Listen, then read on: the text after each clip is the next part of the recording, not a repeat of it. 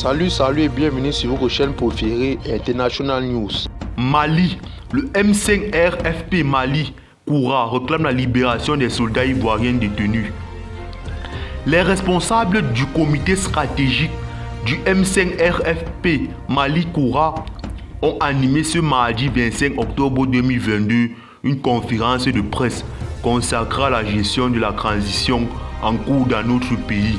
Cette conférence de presse, qui a eu comme cadre la maison de la presse, a été l'occasion pour ce M5 RFP MK de demander vivement la libération des militaires ivoiriens le plus tôt possible pour, dit-il, aller à l'apaisement. Elle était animée par le président du comité, l'ancien ministre Komimba Sidibé, qui était entouré des autres membres d'audit comité. On notait également la présence de l'ancien premier ministre Modiba Sidibé, membre de la dissidence. À l'entame de cette conférence, une minute de silence a été observée à la mémoire de l'ancien premier ministre et ancien président de l'Assemblée nationale, Younousi Traoré, accompagné en sa dernière demeure le vendredi 21 octobre dernier.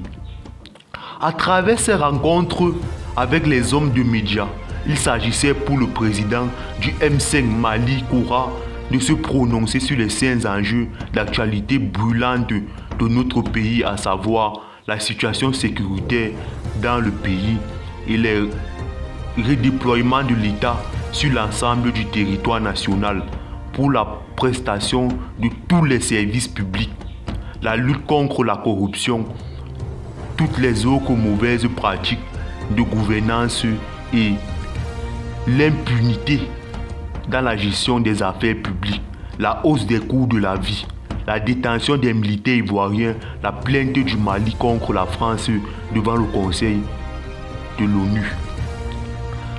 Dans son propos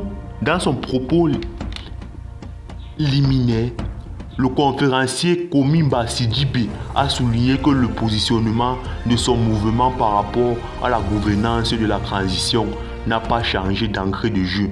Il a rappelé que le M5 RFP est la force publique qui a créé les conditions de la chute du régime d'Ibika à travers la mobilisation massive du peuple malien contre sa mauvaise gouvernance.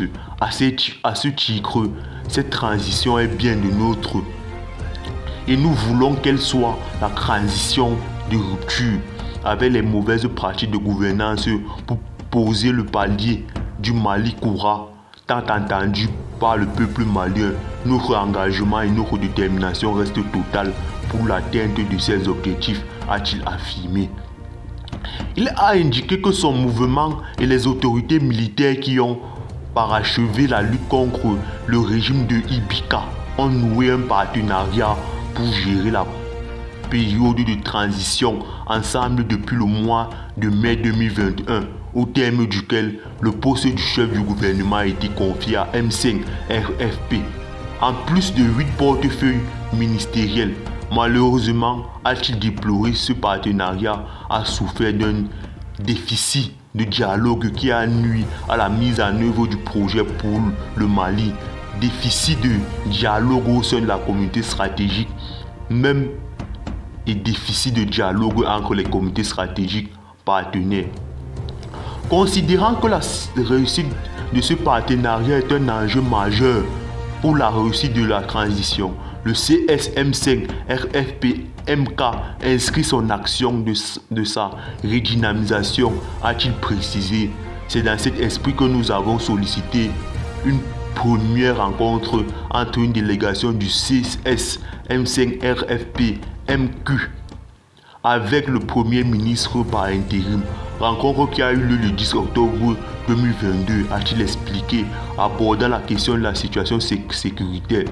De même, le mouvement déplore l'extension de l'occupation du territoire national par le GAD, empire de plus en plus force de GAD par la quasi-totalité des zones ruraux.